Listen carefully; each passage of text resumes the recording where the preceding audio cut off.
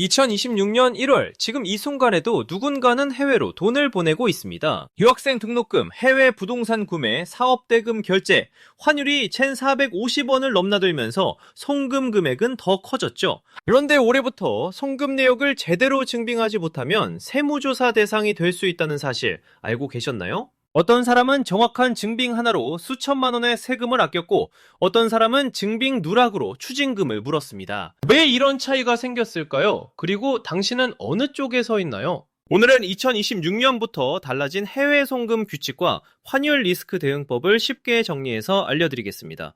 먼저 이해해야 할 핵심 개념이 있습니다. 바로 외환거래 신고제도입니다. 이건 쉽게 말해서 국가가 돈의 흐름을 추적하는 시스템입니다. 마치 택배 송장처럼 돈이 어디서 어디로 갔는지 기록하는 거죠. 왜 이런 제도가 생겼을까요? 1997년 외환위기 이후 정부는 외환 보유액과 자금 유출입을 철저히 관리하기 시작했습니다. 하지만 2020년대 들어 상황이 바뀌었습니다.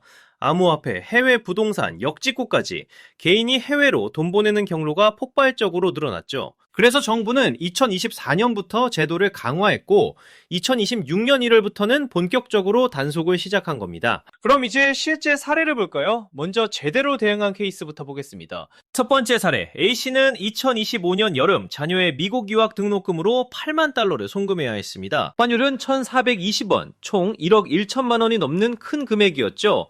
A씨는 송금 전에 세무사와 상담했습니다. 세무사는 명확하게 조언했습니다. 입학허가서, 등록금 고지서, 학교 계좌 정보 이 세 가지를 반드시 은행에 제출하라고요. A씨는 송금 당일 모든 서류를 준비해서 은행 외환 창구를 방문했습니다. 담당자는 서류를 확인하고 외환 신고 필증을 발급해줬죠. 2026년 3월 A씨에게 국세청 안내문이 도착했습니다. 하지만 A씨는 당황하지 않았어요. 외환 신고 필증과 모든 증빙을 제출하자 조사는 바로 종결됐습니다. 왜 이런 결과가 나왔을까요? A씨는 송금 목적의 정당성을 사전에 입증했기 때문입니다. 두 번째 사례, B기업은 베트남 공장 설립을 위해 50만 달러를 송금해야 했습니다. 2025년 4월 환율이 1,380원일 때였죠. 회계팀장은 송금을 세 차례로 나눠서 진행했습니다. 첫 번째는 부동산 계약금 15만 달러, 베트남 부동산 등기부등본과 계약서를 첨부했습니다. 두 번째는 건설 중도금 20만 달러, 건설사와의 계약서와 공사 진행 증빙 사진을 제출했죠. 세 번째는 설비 구매 대금 15만 달러, 설비 공급 계약서와 인보이스를 함께 제출했습니다. 핵심은 뭘까요? 각 송금마다 목적을 명확히 구분하고 그에 맞는 증빙을 준비했다는 겁니다. 세 번째 사례, C씨는 캐나다 이민을 준비하며 2025년 9월 30만 달러를 송금했습니다. 다만 C씨는 한 가지를 더 신경 썼습니다. 바로 자금 출처 증명이었죠. C씨는 지난 5년간의 소득세 납부 증명서, 부동산 매각 계약서, 은행 예금 잔액 증명서를 모두 준비했습니다. 왜 이렇게까지 했을까요?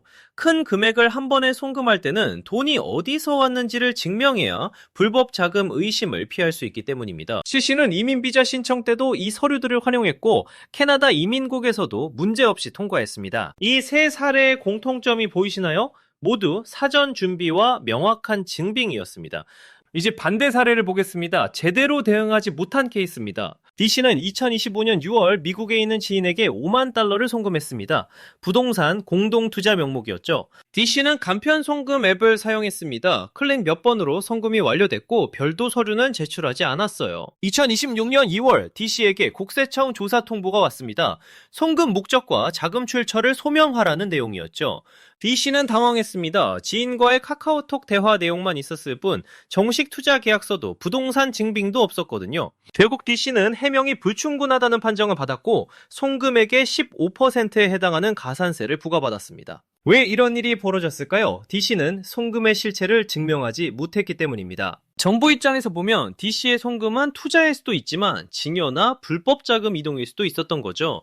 그렇다면 성공과 실패를 가른 핵심 변수는 무엇일까요? 지금부터 세 가지로 정리해드리겠습니다. 첫 번째 변수, 송금 목적의 명확성입니다. 유학비, 사업대금, 부동산 구매, 의료비, 목적이 구체적일수록 증빙도 명확해집니다. 반대로 애매한 표현은 조사 대상이 됩니다. 실제로 2025년 국세청 자료에 따르면 송금 목적이 불명확한 건에 68%가 추가 조사 대상이 됐습니다. 두 번째 변수, 증빙 서류의 완결성입니다. 증빙은 단순히 있다가 아니라 완결되어 있다가 중요합니다. 계약서만 있어서는 안 되고 계약 상대방 정보, 계좌 정보, 대금 내역까지 연결돼야 합니다. 은행 창구 직원이 이 서류로 충분합니다 라고 했어도 세무당국이 부족하다고 판단하면 조사가 진행될 수 있습니다. 세 번째 변수, 송금 타이밍과 환율 변동입니다. 2025년 한 해 동안 환율은 1350원에서 1480원까지 움직였습니다. 같은 5만 달러라도 송금 시점에 따라 650만 원 차이가 났죠.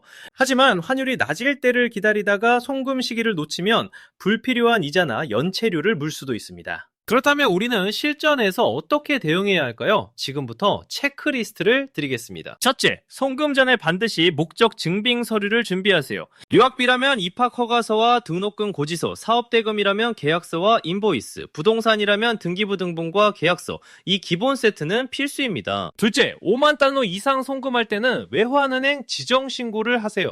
2026년부터는 5만 달러 이상 송금 시 자동으로 한국은행에 신고됩니다. 미리 준비하지 않으면 송금 자체가 지연될 수 있어요. 셋째, 송금 후 외환 신고 필증을 반드시 보관하세요. 이 증서는 나중에 세무조사나 증여세 신고 때 결정적 증거가 됩니다. 스캔본도 함께 클라우드에 저장해 두세요. 넷째, 환율 변동에 대비한 전략을 세우세요. 만약 송금 시기가 유연하다면 환율이 낮을 때 분할 송금하는 것도 방법입니다. 하지만 급한 송금이라면 환율보다 기한을 우선하세요. 다섯째, 대형은행의 외환 전문 창구를 이용하세요. 핀테크 송금 앱은 편리하지만 증빙 관리가 약할 수 있습니다. 큰 금액은 은행 창구에서 직접 처리하는 게 안전합니다. 여섯째, 자금 출처를 설명할 수 있도록 준비하세요. 특히 10만 달러 이상 송금 시에는 이 돈이 어디서 왔는지 소명이 필요할 수 있습니다.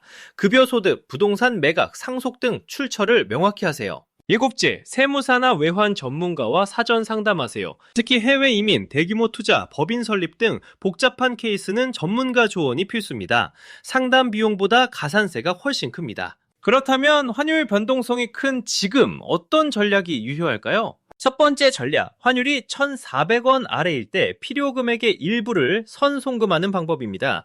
예를 들어 유학 1년 경비가 10만 달러라면 환율이 낮을 때 5만 달러를 먼저 보내고 나머지는 나중에 보내는 겁니다.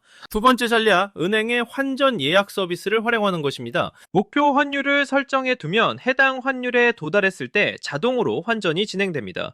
환율을 매일 체크하지 않아도 되죠. 세 번째 전략, 선물환 계약을 고려하는 겁니다. 이건 대규모 송금이나 법인에 유용합니다. 미리 환율을 고정해서 향후 3개월, 6개월 뒤에 송금할 때도 같은 환율을 적용받을 수 있어요. 하지만 이 전략에도 리스크가 있습니다. 만약 환율이 더 떨어지면 오히려 손해를 볼 수 있죠. 그래서 중요한 건 완벽한 타이밍을 노리는 게 아니라 관리 가능한 범위에서 송금하는 겁니다. 이제 마무리하겠습니다. 2026년 해외 송금 환경은 완전히 달라졌습니다.